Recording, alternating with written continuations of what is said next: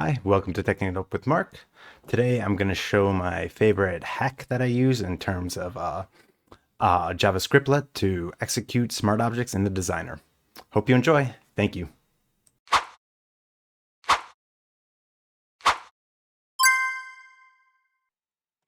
So what we want to do here is be able to execute a smart object directly in Designer instead of having to go to management, just to save some time. Saves a lot of clicks actually. So here's what the finished product looks like. I have to have an SMO or a smart object selected in Designer. And I click this. And eventually it comes up the same screen as it would in management. And I can execute the methods here. And I can close this. So how did we do this? We did this through a JavaScriptlet. I believe that's the name of it.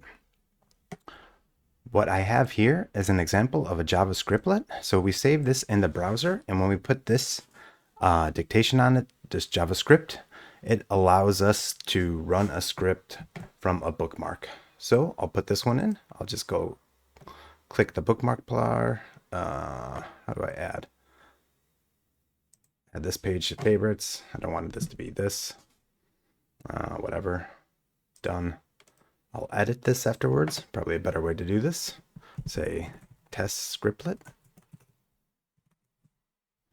And I'll just put this in here. I'm going to take out the comment, or maybe I can leave it in. Save. And when I test this, you can see that it ran my script.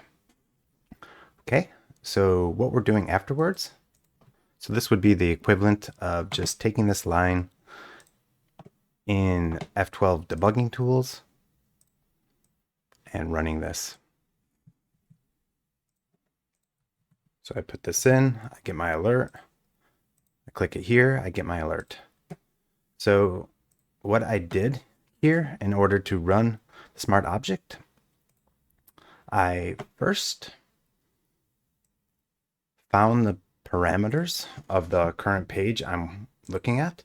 So we need this GUID in order to execute the smart object. So we have to make sure that that's in the browser there. So for example, I'll put this line in.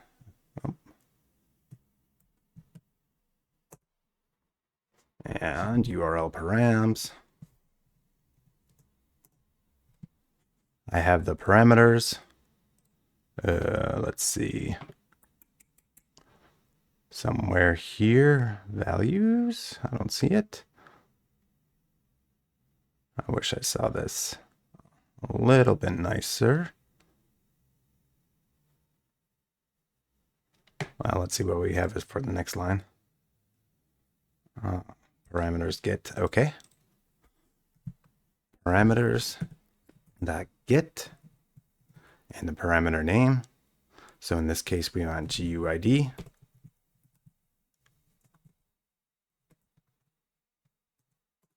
And we have the parameter we need. We could do this for action, whatever. The other ones are data type here too. So once we have that, what I'm doing here is creating an iframe.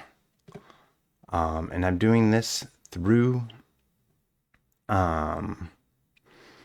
jQuery, adding an element. And the form I'm using here, I looked this up in management. So when I was running something here in management, so for example, here, I'll say whatever action or writes, and I click execute. I have this window here. I just went to view frame source, and I could see the URL that I needed here. Yeah. So if I take out this, I'll be able to see the page instead of just the source. So I'm basically just taking this page here, but putting in the smart object GUID that I need there. And it took a little bit to get this nice.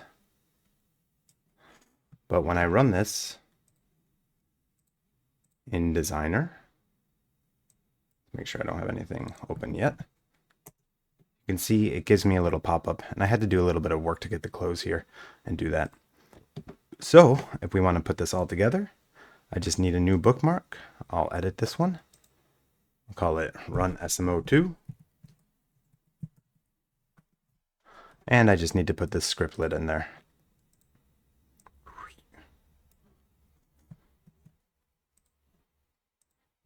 Make sure if you paste this in from wherever that it doesn't get encoded. Sometimes it tries to automatically encode that for us. Then we have here our way to execute SmartObjects in Designer, which is very, very handy. This is the best thing I've actually done in K2. We can even run two at the same time.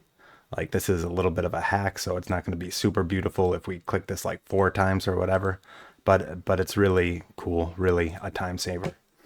I'll leave a link to the script so you can just copy and paste that out if you want, and I hope you enjoy. I really think it's the best thing I've done at K2, so please give me a like, comment, subscribe, and all that, and I hope you have a nice day. Thank you.